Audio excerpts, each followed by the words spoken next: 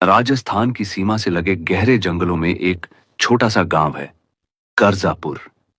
यह गांव इतना रहस्यमय और डरावना है कि जैसे ही कोई इसका नाम ले, एक अजीब सी सिहरन दौड़ जाती है। रात के वक्त पूरा गांव एकदम सन्नाटे में डूब जाता है। वहां के लोग तो सूरज ढलते ही घरों में बंद हो जाते हैं, और उसके पीछे की वजहें किसी से छुपी नहीं थीं। लेकिन एक शख्स था, हरिनाथ। उसने अपनी जवानी इन्हीं अजीब घटनाओं के बीच गुजारी थी। गांव में बिजली तो जैसे मेहमान होती थी। ज्यादातर लोग दिया और मोमबत्तियों के सहारे अपने काम निपटाते थे। एक रात जब चांदनी अपनी हल्की चादर बिछा रही थी, गांव के आंगन में खाट पर हरिनाथ काका बैठे हुए थे। उनके साथ गांव के दो नौजवान, नीलेश और रवि, भी थे। दोनों पूरी तल्लीनता से उनकी बातों में खोए हुए थे। काका, आपकी पिछली वाली कहानी तो रोंगटे खड़े कर देने वाली थी। आज फिर से कुछ वैसी ही डरावनी और अजीब कहानी सुनाइए ना। हाँ काका, लेकिन एक बात बताइए, ये सारी कहानियां क्या आपने खुद देखी हैं? बिल्कुल बेटा, ये वो किस्से हैं जो मैंने खुद देखे और जिए हैं। आज जो कहानी मैं सुनाने वाला हूं, वो मेरे जीवन की सबसे विचित्र और डरावनी घटना है।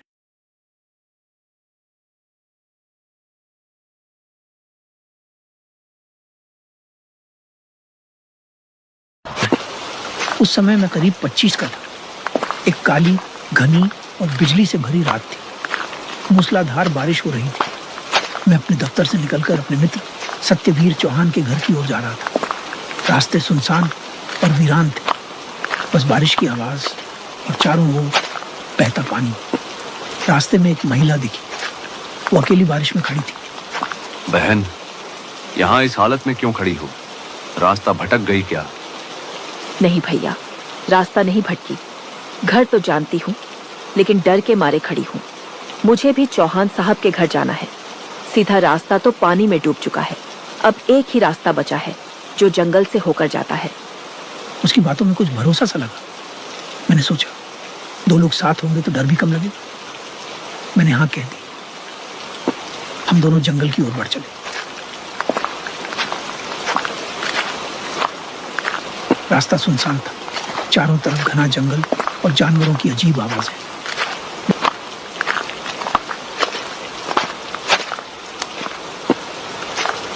बारिश तेज होती जा रही थी और माहौल डरावना।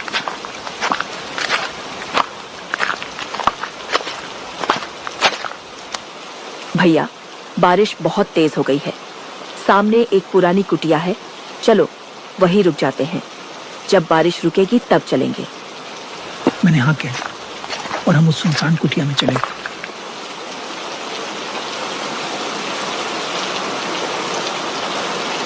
अरे बहन, तुमने अपना नाम नहीं बताया, और ये भी नहीं कि इतनी रात गए अकेली कहां से आ रही थी।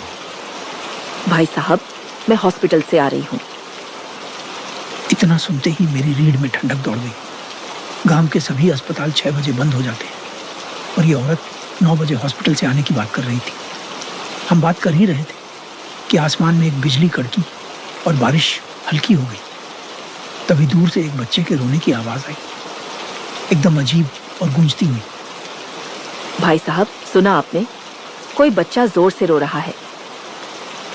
हाँ सुना, मगर इतनी रात में इस सुनसान रास्ते पर कौन अपने बच्चे को यूं छोड़ जाएगा बहन? क्या पता उसकी माँ भी हो, जो अंधेरे में दिख नहीं रही। चलिए एक बार देखते हैं ना। मैं थोड़ी हिचकिचाहट के साथ तैयार हो गया। हम दोनों आवाज की ओर बढ़ने लगे। घना जंगल और अजीब अजीब आवाजें। कभी बच्चे की सिसकी तो कभी किसी लड़की के गाने की गूंज। हमें डरने लगा था। भाई साहब, जल्दी चलिए, बच्चा मुसीबत में लग रहा है। हम धीरे धीरे बढ़ते गए। बारिश की बूंदें अब सुई जैसी चुभ रही थी। जैसे ही एक बिजली चमकी, मैंने देखा एक औरत सफेद कपड़ों में दूर खड़ी थी। मेरे रोंगटे खड़े हो गए। मुझे नहीं लगता अब आगे जाना ठीक है। अभी आपने वो परछाई देखी? कौन सी परछाई? मैंने तो कुछ नहीं देखा। अब मुझे शक होने लगा कि ये औरत कुछ छुपा रही है।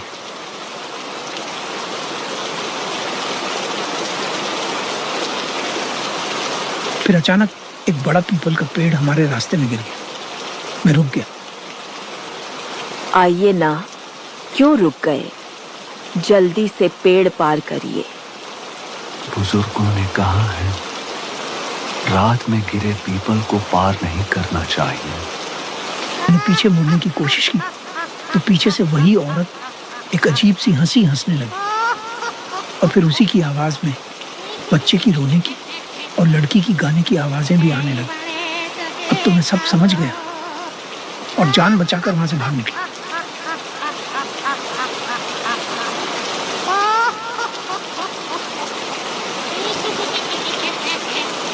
जैसे तैसे मैं उस जंगल से भागकर बाहर आया। रास्ते में ही मुझे मेरा मित्र सत्यवीर चौहान मिल गया। अरे हरिनाथ, कहाँ रह गया था तू? मैं तुझे ढूंढता हुआ यहाँ तक आ गया। चल पहले घर चल, फिर सब बताता हूँ।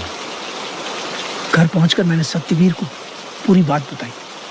सुनकर उसके होश उड़ गए। तू उस कुटिया में गया था? अरे भाई, वही औरत तो वहां रहती थी जो अस्पताल में नर्स थी। उसका कई साल पहले एक्सीडेंट हो गया था और तभी से वहां ये सब घटनाएं होती हैं। कोई उस रास्ते से जाने की हिम्मत नहीं करता। सुबह होते ही मैंने उस गांव को अलविदा कह दिया। न फिर कभी उस रास्ते से गया, न फिर कभी सत्यवीर के घर। अब जब भी मिलना होता है मैं उसे अपने घर बुला लेता हूं। पर काका, आपको पीपल के पेड़ गिरने पर ही क्यों विश्वास हो गया कि कुछ गलत है? अरे रवि, रात में गिरा पीपल का पेड़ एक संकेत होता है। बुजुर्गों का मानना है अगर ऐसे समय में रास्ता बदलो नहीं तो जीवन बदल सकता है, और वो भी हमेशा के लिए। कुछ रहस्य कहानी नहीं, चेतावनी होते हैं।